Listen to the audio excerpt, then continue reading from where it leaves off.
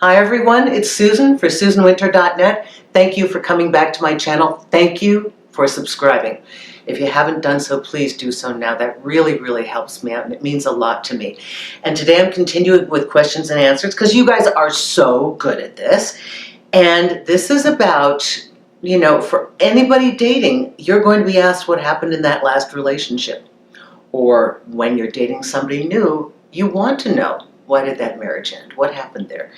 So I'm going to read something from Georgina, and I want to give you my answers as to how to do this diplomatically and in a manner in which you are empowered and comfortable on both sides, okay? So Georgina writes, I'd love to get your thoughts on the best way to ask someone why his or her marriage or long-term relationship ended without sounding intrusive.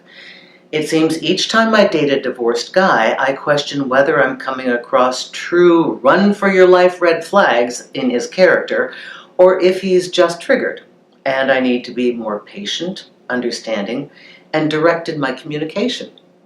That's a great question, Georgina. Thank you for this.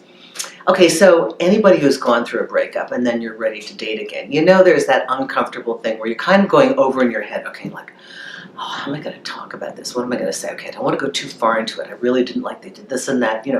What would be plausible where I sound like I'm giving enough information that they have something to grab onto and it doesn't sound like a throwaway pat answer and I'm avoiding it.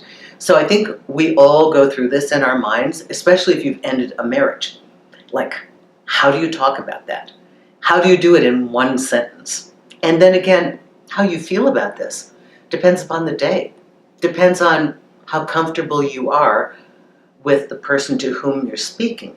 With some people you meet on a blind date or online or you don't know them that well, somebody you might feel more formal and more guarded around just because of their disposition, and others you're going to feel much more comfortable and fluid.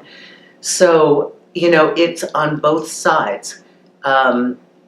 Think carefully about what you want to say in the initial time period of meeting somebody new.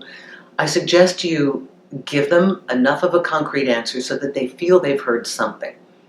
And I would search for the most diplomatic version of what it is. Because if you two continue to really like each other and you really get on well, if you're talking about an ex-spouse, and the two of you stay together, they're going to have that ex-spouse as a part of their life in some way or another, and they're going to find out all the details anyway.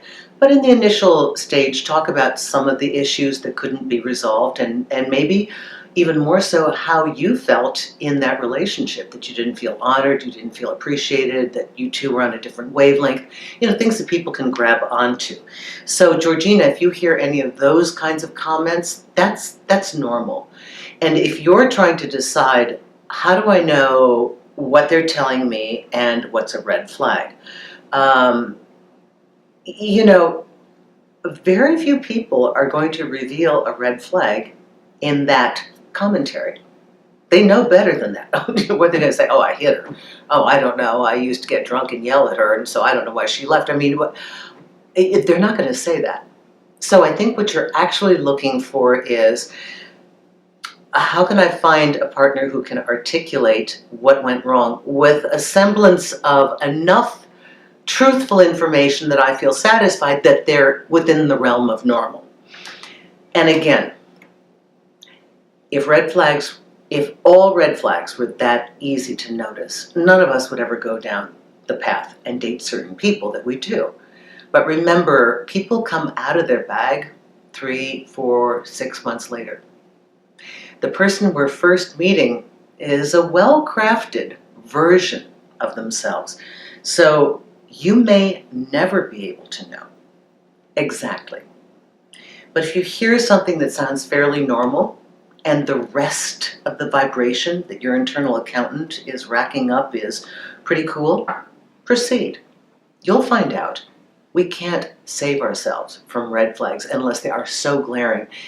And it might not even be around this conversation. It could be around whether the waiter got the drink quickly enough, whether the food was delivered on time, something they said about somebody else, where their bitterness or their anger or their impatience came out. So rather than pinning all of your red flag stuff on that question. Ask the question, but observe all the rest of it. And another thing to think about, I used to ask every guy that was coming into my life what happened in the last situation, just because I kind of wanted to hear where they were coming from, how they felt about it. And I remembered thinking, after doing that for a while, you know what? They were involved with other people that are not me. They're not me. So that input is different than my input. And what we create together will be a different story. And that, I think, changes everything. If you are asking somebody what happens, and they tell you, I don't know, the relationships just don't last very long. After about 3 or 4 months, they just seem to die down. Now you're hearing a pattern. Yes, that you might want to look at. There's something going on in the way this partner is communicating or their behavior or something that's a pattern. So we want to avoid patterns. If every single partner they talk about had some kind of key thing, like all the women I dated were abusive, it's going to be very hard for you to walk into this person's life and not be cast in that role as well. Because sometimes people have an overarching story, a narrative to their own life. And you can walk on that stage romantically and have all good intention. You're the good leading lady or the good leading man. And if they've got a history of having to do that and having to see it because they're invested in that perspective for whatever payoff they get unconsciously, you're going to be an abuser too. You'll just be the abuser they're talking about in their next coffee or drink meeting. So thank you for this. It is a very good question. Again, Georgina, go ahead and ask. Don't be afraid. And look more for patterns and look more for the things that are going on when you meet this person that have nothing to do with that question.